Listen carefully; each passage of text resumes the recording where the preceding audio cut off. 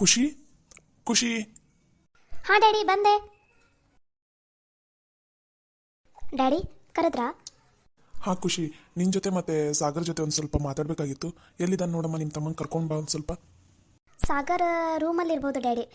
2 ನಿಮಿಷ ಡ್ಯಾಡಿ, ಕರ್ಕೊಂಡು ಬಂದ್ಬಿಡ್ತೀನಿ. ಸರಿ ಆಯ್ತಮ್ಮ. ಅಂದಂಗೆ ಚಿನ್ನಿ ಏನು ಮಾಡ್ತಾ ಇದ್ದಾಳೆ? ಅವಳು ಹೋಮ್ವರ್ಕ್ ಮಾಡ್ತಾ ಇದ್ದಾಳೆ ಡ್ಯಾಡಿ. ಓ ಹೌದಾ ಅಮ್ಮ. ಹಾಗಾದರೆ ನೀನೇ ಹೋಮ್ವರ್ಕ್ ಮಾಡಿಸ್ತಾ ಇದೆಯಾ? ಡಿಸ್ಟರ್ಬ್ ಆಯ್ತಾ? ಅಯ್ಯೋ ಇಲ್ಲ ಡ್ಯಾಡಿ, ಮಮ್ಮಿ ಮಾಡಿಸ್ತಾ ಇದ್ದಾರೆ ಹೋಮ್ವರ್ಕ್. ನಾನು ಹಾಗೆ ಕುತ್ಕೊಂಡಿದ್ದೆ. ನಾನೇನು ಬ್ಯುಸಿ ಇಲ್ಲ ಡ್ಯಾಡಿ. 2 ನಿಮಿಷ ಸಾಗರನ್ನು ಕರ್ಕೊಂಡು ಬಂದ್ಬಿಡ್ತೀನಿ. ಸರಿ ಅಮ್ಮ, ಆಯ್ತು. ಹಾಗಾದರೆ ಇವತ್ತು ನನ್ನ ಮಗ ಸಾಗರ್ ಹತ್ರ ಹೇಗಾದರೂ ಮಾಡಿ ಮದುವೆ ಬಗ್ಗೆ ಮಾತಾಡಲೇಬೇಕು. ಇಲ್ಲ ಅಂದರೆ ಸುಮ್ಮನೆ ಮನಸ್ತಾಪಗಳು ಆಗೋದಕ್ಕೆ ಸ್ಟಾರ್ಟ್ ಆಗಿಬಿಡುತ್ತೆ. ಅದಕ್ಕೆ ಇವತ್ತು ಏನು ಅನ್ನೋದನ್ನು ಕೇಳೇ ಬಿಡ್ತೀನಿ. ಡ್ಯಾಡಿ, ನೀವ್ಯಾಕೆ ಇಲ್ಲಿ ಕೂತಿದ್ದೀರಾ? ಸೋಫಾ ಮೇಲೆ ಕೂತ್ಕೋ ಬರ್ರಿ. ಡ್ಯಾಡಿ ನೀವು ಆರಾಮಾಗಿದ್ದೀರಾ ತಾನೆ? ಯಾಕೆ ಡ್ಯಾಡಿ ಇಲ್ಲಿ ಕೂತಿದ್ದೀರಾ? ಸೋಫಾ ಮೇಲೆ ಕೂತ್ಕೋ ಬರ್ರಿ. ಅಯ್ಯೋ ಡೋಂಟ್ ವರಿ, ಇಬ್ರು ಏನು ಟೆನ್ಷನ್ ಆಗೋದಕ್ಕೆ ಹೋಗಬೇಡಿ. ಇಲ್ಲೇ ಕೂತ್ಕೋತೀನಿ ಆರಾಮಾಗಿ. ನನಗೆ ಇಲ್ಲೇ ಕೂತ್ಕೊಂಡು ಮಾತಾಡೋದಕ್ಕೆ ಕಂಫರ್ಟಬಲ್ ಅನಿಸುತ್ತೆ. ನೀವೇನು ಬೇಜಾರಾಗಬೇಡಿ, ನೀವು ಕೂತ್ಕೋರಿ ಸೋಫಾ ಮೇಲೆ. ಏನು ಡ್ಯಾಡಿ ನೀವು ಇಲ್ಲಿ ಕುತ್ಕೊಂಡ್ರೆ ನಮಗೆ ಒಂಥರ ಅನಿಸುತ್ತೆ.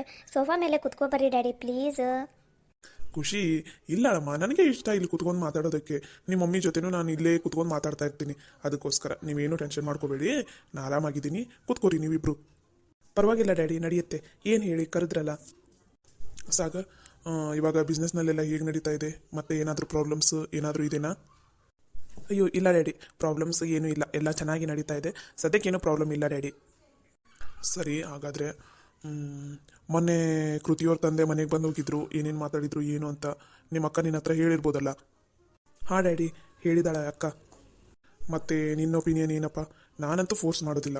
ಯಾಕಂದರೆ ಖುಷಿ ವಿಷಯದಲ್ಲಿ ತೊಗೊಂಡಿರೋ ರಾಂಗ್ ಡಿಸಿಷನ್, ಅವಳು ಎಷ್ಟು ಕಷ್ಟಪಡ್ತಾ ಇದ್ದಾಳೆ ಇವಾಗ. ಅದಕ್ಕೋಸ್ಕರ ನಿನ್ನ ಜೀವನದಲ್ಲಿ ನಾನಂತೂ ಆ ಥರ ಮಾಡೋದೇ ಇಲ್ಲ. ನೀನು ಯಾರನ್ನ ಮದುವೆ ಆಗ್ತೀನಂತ ನಾನು ಅದಕ್ಕೆ ಒಪ್ಪಿಗೆ ಕೊಡ್ತೀನಿ. ನಾ ಯಾವುದೇ ಕಾರಣಕ್ಕೂ ಒತ್ತಾಯ ಮಾಡೋದಿಲ್ಲ, ಸರಿನಾ? ನೀನು ಕೃತಿನ ಮದುವೆ ಆಗ್ತೀಯಾ ಅಥವಾ ಸ್ಪಂದನನ ಮದುವೆ ಆಗ್ತೀಯಾ ಅಥವಾ ನಿನ್ನ ಮನಸ್ಸಲ್ಲಿ ಮತ್ತೆ ಯಾರಾದರೂ ಇದ್ದಾರೆ, ಏನೇ ಇದ್ರೂ ನನ್ನ ಹತ್ರ ಡೈರೆಕ್ಟಾಗಿ ಹೇಳು. ಯಾಕಂದರೆ ಮೊನ್ನೆ ತಾನೇ ಪ್ರಕಾಶ್ ಬಂದು ಮಾತಾಡೋಗಿದ್ದಾನೆ, ನನಗೆ ಕಾಯೋದಕ್ಕಾಗೋದಿಲ್ಲ, ನಾ ಇದೇ ತಿಂಗಳೇ ಮದುವೆ ಮಾಡಬೇಕಂತ ಅಂದ್ಕೊಂಡಿದ್ದೀನಿ, ನನ್ನ ಮಗಳಿಗೆ ನಿನ್ನ ಮಗನಿಗೆ ಒಪ್ಪಿಸು ಅಂತ ಹಾಗೆಲ್ಲ ಮಾತಾಡಿದ್ದಾನೆ. ಅಂದಮೇಲೆ ಇವತ್ತು ನಾವು ಏನನ್ನೋದು ಒಂದು ಡಿಸಿಷನ್ ತೊಗೊಳ್ಳೇಬೇಕಾಗುತ್ತೆ. ಇನ್ನೂ 2 ವರ್ಷ 3 ವರ್ಷ ಮುಂದಕ್ಕೆ ಹಾಕೋದಕ್ಕಾಗೋದಿಲ್ಲ ಸಾಗರ್. ಅದಕ್ಕೋಸ್ಕರ ಹೇಳ್ತಾ ಇದ್ದೀನಿ. ನಿನ್ನ ಒಪಿನಿಯನ್ ಏನನ್ನೋದು ಹೇಳು, ಆಮೇಲೆ ಮದುವೆ ಯಾವಾಗ ಮಾಡೋದು ಏನು ಅನ್ನೋದನ್ನು ಡಿಸೈಡ್ ಮಾಡಿದರೆ ಆಯಿತು. ಖುಷಿ, ನಿನ್ನ ತಮ್ಮನ ಮದುವೆ ವಿಷಯದಲ್ಲಿ ನಿನಗೂ ಹಕ್ಕಿದೆ. ನಿನ್ನ ಒಪಿನಿಯನ್ ಏನನ್ನೋದನ್ನು ಕೂಡ ನೀನು ಹೇಳಲೇಬೇಕಾಗುತ್ತೆ. ಸಾಗರ್, ಮೊದಲು ನಿನ್ನ ಒಪಿನಿಯನ್ ಏನನ್ನೋದನ್ನು ಹೇಳು ಡ್ಯಾಡಿ ಹತ್ರ, ಆಮೇಲೆ ನಾನು ನನ್ನ ಒಪಿನಿಯನ್ ಹೇಳ್ತೀನಿ. ಅಕ್ಕ, ಡ್ಯಾಡಿ, ನನ್ನ ಮದುವೆ ವಿಷಯದಲ್ಲಿ ನಿಮ್ಮ ಒಪಿನಿಯನ್ನೇ ಮುಖ್ಯ ಆಗುತ್ತಾ? ಆಮೇಲೆ ನನ್ನ ಒಪಿನಿಯನ್. ನಿನ್ನ ಮನಸ್ಸಲ್ಲಿ ಏನಿದೆ ಅನ್ನೋದನ್ನು ನೀನು ಹೇಳಕ್ಕ.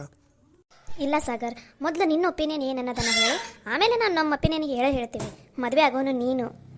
ಹೌದು ಸಾಗರ್, ಖುಷಿ ಹೇಳ್ತಾ ಇರೋದು ಕರೆಕ್ಟ್ ಆಗಿದೆ. ನಿನ್ನ ಒಪಿನಿಯನ್ ಏನನ್ನೋದನ್ನು ಹೇಳು. ಡ್ಯಾಡಿ, ನನ್ನ ಒಪಿನಿಯನ್ ಏನಂದರೆ, ನನಗೆ ಕೃತಿನ ಆಗಲಿ ಸ್ಪಂದನಾಗಲಿ ಮದುವೆ ಆಗೋದಕ್ಕೆ ಇಷ್ಟ ಇಲ್ಲ ಡ್ಯಾಡಿ. ಯಾಕಂದರೆ ನಾನು ಅವರನ್ನು ಯಾವತ್ತೂ ಆ ದೃಷ್ಟಿಯಿಂದ ನೋಡಿಲ್ಲ.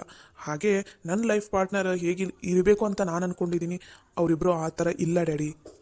ನನ್ನನ್ನು ಮದುವೆಯಾಗಿ ಬರುವಂಥ ಹುಡುಗಿ ನನಗಷ್ಟೇ ಹೊಂದ್ಕೊಂಡು ಹೋಗೋದಲ್ಲ ಡ್ಯಾಡಿ, ನನಗೆ ನಮ್ಮ ಮನೆಯಲ್ಲಿರೋ ಎಲ್ರಿಗೂ ಹೊಂದ್ಕೊಂಡು ಹೋಗಬೇಕು. ಅಕ್ಕನಿಗೆ, ನಿಮಗೆ, ಆಮೇಲೆ ಮಮ್ಮಿಗೆ, ಎಲ್ಲರಿಗೂ ಹೊಂದ್ಕೊಂಡು ಹೋಗೋ ಹಾಗೆ ಇರೋ ಹುಡುಗಿನ ನೋಡಿ ಡ್ಯಾಡಿ. ಈ ಕೃತಿ ಆಯಿತು, ಸ್ಪಂದನ ಆಯಿತು, ಇವರು ನನಗಿಂತ ಜಾಸ್ತಿ ನಮ್ಮ ಹತ್ರ ಇರೋ ಆಸ್ತಿಗೆ ಬೆಲೆ ಕೊಡ್ತಾರೆ, ಆಮೇಲೆ ಅದನ್ನೇ ಪ್ರೀತಿಸ್ತಾರೆ ಅಂತ ಅನ್ನಿಸ್ತಾ ಇದೆ ಡ್ಯಾಡಿ ನನಗೆ. ಇದು ನನ್ನ ಒಪಿನಿಯನ್ ಡ್ಯಾಡಿ. ನನ್ನ ಒಪಿನಿಯನಿಂದ ನಿಮಗೆ ಹರ್ಟ್ ಆದರೆ ರಿಯಲಿ ಸಾರಿ ಡ್ಯಾಡಿ. ಅಕಸ್ಮಾತ್ ನಿಮ್ಮ ತನ್ನಲ್ಲಿ ಕೃತಿ ನನ್ನ ಮದುವೆ ಅಥವಾ ಸ್ಪಂದನ ಜೊತೆ ನನ್ನ ಮದುವೆ ಆಗೋದ್ರಿಂದ ನಿಮಗೆ ಖುಷಿ ಆಗುತ್ತೆ ಅಂತ ಅನ್ನೋ ಆಗಿದ್ರೆ ಅದಕ್ಕೂ ನಾನು ಒಪ್ಕೋತೀನಿ ಡ್ಯಾಡಿ. ಯಾಕಂದರೆ ನೀವು ನನಗೋಸ್ಕರ ಆಯಿತು, ಅಕ್ಕನಿಗೋಸ್ಕರ ಆಯಿತು, ಎಷ್ಟೆಲ್ಲ ತ್ಯಾಗ ಮಾಡಿದ್ದೀರಾ. ನಾವು ಈ ಲೆವೆಲ್ಲಿಗೆ ಬೆಳಿಬೇಕಂದ್ರೆ ನಿಮ್ಮ ಕಷ್ಟ, ನಿಮ್ಮ ಪರಿಶ್ರಮ ಭಾಳ ಇದೆ ಡ್ಯಾಡಿ. ಅದಕ್ಕೋಸ್ಕರ ನಿಮ್ಗೆ ಹರ್ಟ್ ಆಗೋ ಹಾಗೆ ನಾನು ನಡ್ಕೊಳ್ಳೋದಿಲ್ಲ. ನಿಮಗೆ ಅವರಲ್ಲಿ ಇಬ್ಬರಲ್ಲಿ ಯಾರನ್ನಾದರೂ ಮದುವೆ ಆಗೋದ್ರಿಂದ ನೀವು ಖುಷಿಯಾಗಿರ್ತೀನಿ ಅಂದ್ರೂ ನಾನು ಒಪ್ಕೋತೀನಿ ಡ್ಯಾಡಿ. ಆದರೆ ನಿಜ ಹೇಳಬೇಕಂದ್ರೆ ನಂಗೆ ಅವರಿಬ್ಬರಲ್ಲಿ ಯಾರನ್ನು ಮದುವೆ ಆಗೋದಕ್ಕೂ ಇಷ್ಟ ಇಲ್ಲ ಡ್ಯಾಡಿ. ಇಲ್ಲ ಸಾಗರ್, ಇಲ್ಲ. ನಾನು ಕಷ್ಟಪಟ್ಟಿದ್ದೀನಿ, ಅದು ಪರಿಶ್ರಮ ಪಟ್ಟಿದ್ದೀನಿ, ಅದು ನನ್ನ ಕರ್ತವ್ಯ. ನಿಮ್ಮಿಬ್ಬರನ್ನೂ ನಾನು ಚೆನ್ನಾಗಿ ಬೆಳೆಸಬೇಕು, ಚೆನ್ನಾಗಿ ನೋಡ್ಕೋಬೇಕು ಅನ್ನೋದು ನನ್ನ ಮತ್ತು ನಿಮ್ಮ ತಾಯಿದು ಕನಸಾಗಿತ್ತು. ಹಾಗಾಗಿ ಅದು ಮಾಡಿದ್ದೀವಿ. ಅದನ್ನೆಲ್ಲ ಬಿಟ್ಟುಬಿಡು, ಅದನ್ನೆಲ್ಲ ತಲೆಯಲ್ಲಿ ಇಟ್ಕೊಳ್ಳೋದಕ್ಕೆ ಹೋಗಬೇಡ. ಮದುವೆ ಅಂತ ಬಂದಾಗ ನಿನ್ನ ಒಪಿನಿಯನ್ ಇಂಪಾರ್ಟೆಂಟು. ಮತ್ತು ನಿನ್ನ ಮನಸ್ಸಲ್ಲಿ ಯಾರಾದರೂ ಹುಡುಗಿ ಇದ್ದಾಳ, ಹಾಗೇನಾದರೂ ಇದ್ದರೆ ಇವಾಗಲೇ ಹೇಳಿಬಿಡು. ಹಾಂ, ಇಲ್ಲ ಡ್ಯಾಡಿ, ಸದ್ಯಕ್ಕೆ ಆ ಥರ ಏನೂ ಇಲ್ಲ. ಸರಿ ತಗೋಪ್ಪ, ಹಾಗಾದ್ರೆ ನಾನು ಪ್ರಕಾಶ್ ಹತ್ರ ಮಾತಾಡ್ತೀನಿ, ನೋಡೋಣ ಏನಂತಾನಂತಂದು. ಅಂದಂಗೆ ನಿಮ್ಮ ಅತ್ತೆ ಹತ್ರ ಮಾತಾಡೋದು ದೊಡ್ಡ ಕಷ್ಟ ನಂಗೆ. ನೈನಾ ಹತ್ರ ಮಾತಾಡೋದೆ ಅರ್ಥನ ಮಾಡ್ಕೊಳಲ್ಲ ಅವಳು. ನೋಡೋಣ ಏನಾಗುತ್ತೆ ಅಂತಂದು. ಖುಷಿ, ನಿನ್ಗೇನು ಅನ್ಸುತ್ತಮ್ಮ? ನಿನ್ನ ಒಪಿನಿಯನ್ ಏನು? ನಿಂಗೆ ಕೃತಿ ಅಥವಾ ಸ್ಪಂದನದಲ್ಲಿ ಯಾರಾದರೂ ಇಷ್ಟ ಆಗಿದ್ರಾ? ಇಲ್ಲ ಡ್ಯಾಡಿ, ನನಗೆ ಅವರಿಬ್ಬರಲ್ಲಿ ಯಾರೂ ಇಷ್ಟ ಆಗಿಲ್ಲ. ನೀವು ಕಷ್ಟಪಟ್ಟು ಬಿಸ್ನೆಸ್ ಮಾಡೋ ಮುಂದೆ ಇವರೆಲ್ಲ ನಿಮ್ಮನ್ನು ನೆಗ್ಲೆಕ್ಟ್ ಮಾಡಿದ್ದಾರೆ ಅನ್ನೋದು ನಂಗೆ ಗೊತ್ತು ಡ್ಯಾಡಿ. ಅದೆಲ್ಲ ನೆನಪಾದರೆ ನಂಗೆ ಅವರಿಬ್ಬರಲ್ಲಿ ಯಾರನ್ನ ಸಾಗರ ಕೊಡೋದಕ್ಕೆ ಇಷ್ಟ ಇಲ್ಲ ಡ್ಯಾಡಿ. ಸರಿ ಆಯಿತು, ನೀವೇನು ಹೋಗ್ರಿ, ನಾನು ಮಾತಾಡ್ತೀನಿ ತಗೋರಿ ಅವ್ರಿಬ್ರ ಹತ್ರ. ನೀವೇನು ತಲೆ ಕೆಡಿಸ್ಕೋಬೇಡಿ, ಹೋಗ್ರಿ. ಡ್ಯಾಡಿ, ನನ್ನ ಒಪಿನಿಯನಿಂದ ನಿಮ್ಗೆ ಹರ್ಟ್ ಆದರೆ ಸಾರಿ ಡ್ಯಾಡಿ.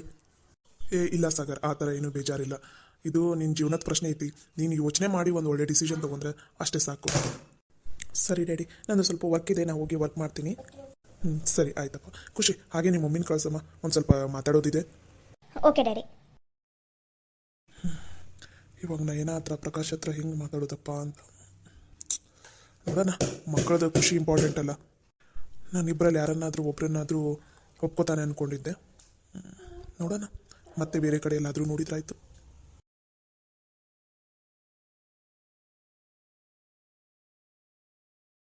ಚಿಕ್ಕಿ, ಏನೋ ಮಾತಾಡೋದಿತ್ತಂತ ರೂಮಿಗೆ ಕರ್ಕೊಂಬಂದು ಸುಮ್ಮನೆ ನಿಂತಿಯಲ್ಲ? ಅದು ನೇತ್ರ, ನಿನ್ನ ಜೊತೆ ಒಂದು ಸ್ವಲ್ಪ ಮುಖ್ಯವಾದ ವಿಷಯ ಮಾತಾಡೋದಿತ್ತ, ಅದಕ್ಕೆ ಅಲ್ಲಿ ಹೊರಗಡೆ ಎಲ್ಲ ಬೇಡ ಅಂತ ಇಲ್ಲಿ ಕರ್ಕೊಂಡು ಬಂದೆ. ಇಂಪಾರ್ಟೆಂಟ್ ವಿಷಯನ? ಏನು ಹೇಳು ಚಿಕ್ಕಿ. ಅದು ನೇತ್ರವ, ಅದು ಸಾಗರ ಹುಡುಗನ ಬಗ್ಗೆ ನಿನಗೇನು ಅನ್ನಿಸ್ತೈತಿ? ಸಾಗರ್ ಅವ್ರ ಬಗ್ಗೆನಾ? ಯಾಕೆ ಚಿಕ್ಕಿ? ಹಾಂ ನೇತ್ರ, ಸಾಗರ್ ಅವ್ರ ಬಗ್ಗೆನ ನಿನಗೇನು ಅನ್ನಿಸ್ತೈತಿ? ಯಾಕೆ ಚಿಕ್ಕಿ, ಏನೇನೋ ಕೇಳಾಕೊಂತಿದ್ದಿ? ಏನೇ ಇದ್ರೂ ಡೈರೆಕ್ಟಾಗಿನೇ ಕೇಳಿ ಚಿಕ್ಕಿ, ಪರವಾಗಿಲ್ಲ. ಸರಿ ಆಯ್ತವ ನೇತ್ರ. ಅಂದಂಗೆ ನಿಂದ ಮದುವೆ ವಿಷಯ ಮನ್ಯಾಗ ಬಂದೈತಾ? ಹಂಗೆ ಅದಕ್ಕೋಸ್ಕರ ನನಗೇನು ಅನಿಸ್ತೈತೆ ಅಂದರೆ, ಸಾಗರ್ ಹೆಂಗೋ ಒಳ್ಳೆ ಹುಡುಗ, ನಮಗೂ ಮನ್ಯಾಗ ಎಲ್ರಿಗೂ ಪರಿಚಯನೂ ಅದಾರ. ಅದಕ್ಕೋಸ್ಕರ ಸಾಗರಗ ನಿನ್ನನ್ನು ತಂದ್ಕೊಂಡ್ರಾಯ್ತು ಅಂತ ನಾನು ಯೋಚನೆ ಮಾಡಕೊಂತೀನಿ. ಅದಕ್ಕೆ ನಿನಗೇನು ಅನ್ನಿಸ್ತೈತಿ ಅಂತ ಕೇಳಾಕಂತ ಕರೆದೆ. ಚಿಕ್ಕಿ, ನೀನು ನನಗೆ ಕೇಳಾಕುಂತಿಯಲ್ಲ, ನನಗಿಂತ ಅಪ್ಪ ಅವನ ಹತ್ರ ಮಾತಾಡೋದ ಚಲೋ ಚಿಕ್ಕಿ. ನನ್ನ ಮದುವೆ ವಿಷಯದಾಗ ಅವ್ರದ್ದು ಡಿಸಿಷನ ಮುಖ್ಯ ನನಗೆ. ಅವರಿಗೂ ಕೇಳ್ತೀನವ, ಅವರಿಗೂ ಕೇಳಲ್ಲ ಅಂತಲ್ಲ, ಆದರೆ ನಿನಗೇನು ಅನ್ನಿಸ್ತೈತಿ ಅನ್ನೋದನ್ನು ಮೊದಲು ಹೇಳು ಚಿಕ್ಕಿ. ನನಗೆ ನಿಜ ಹೇಳ್ಬೇಕಂದ್ರೆ ನಂಗೆ ಇನ್ನೂ ಒಂದು 2 ವರ್ಷ ಮದುವೆ ಆಗೋದಕ್ಕೆ ಇಷ್ಟನೇ ಇಲ್ಲ ಚಿಕ್ಕಿ. ಈ ಮನೆಯಲ್ಲಿ ಸಾಲದ್ದೆಲ್ಲ ಮುಗೀಲಿ, ಒಂದು ಹಂತಕ್ಕೆ ಬರಲಿ, ಆಮೇಲೆ ನನ್ನ ಮದುವೆ ಬಗ್ಗೆ ವಿಚಾರ ಮಾಡಿದ್ರಾತು. ನೋಡಿ ನೇತ್ರ, ಮದುವೆದ ಬಗ್ಗೆ ಮುಂದಕ್ಕೆ ಹಾಕೋಂತ ಹೋಗೋದು ಬಿಡೋದು ಅದು ಮುಂದಿನ ವಿಷಯ. ನೀ ಅದನ್ನೆಲ್ಲ ತಲೆ ಕೆಡ್ಸ್ಕೊಳಕ್ಕೆ ಹೋಗ್ಬೇಡ. ಮೊದಲು ನಿನಗೆ ಸಾಗರ ಅಂದರೆ ಇಷ್ಟ ಇದ್ದಾನ ಏನಿಲ್ಲ ಅದನ್ನು ಹೇಳು. ಬೇಕಾರ ಇನ್ನೂ 1 ವಾರ ಟೈಮ್ ತಗೋ, ಚೆನ್ನಾಗಿ ಟೈಮ್ ತೊಗೊಂಡು ಯೋಚನೆ ಮಾಡಿ ಹೇಳು, ಸರಿನಾ? ಸರಿ ಆಯ್ತು ಚಿಕ್ಕಿ, ನಾ ಯೋಚನೆ ಮಾಡಿ ಏನನ್ನೋದನ್ನು ಹೇಳ್ತೀನಂತಗೋ. ಆದರೆ ನೇತ್ರವ, ಇಂಥ ಒಳ್ಳೆ ಸಂಬಂಧ ಮತ್ತೆ ಸಿಗೋದು ಭಾಳ ಕಷ್ಟ ಐತಿ, ಅದು ಈಗಿನ ಕಾಲದಾಗ. ಅದಕ್ಕೋಸ್ಕರ ಯೋಚನೆ ಮಾಡಿ ಒಂದು ಒಳ್ಳೆ ನಿರ್ಧಾರಕ್ಕೆ ಬಾ. ನೋಡವ್ವ, ನಮ್ಮ ಮನ್ಯಾಗ ಕಷ್ಟ ಹಂಗೆ ಇರೋದ, ನಮ್ಮ ಮನೆಯ ಕಷ್ಟ ಬಗೆಹರಿಯಂಗಿಲ್ಲದ. ಹಂಗಂತಂದು ನೀ ಜೀವನ ಪೂರ್ತಿ ಇಲ್ಲೇ ಇರೋಕ್ಕಾಗತ್ತಾ?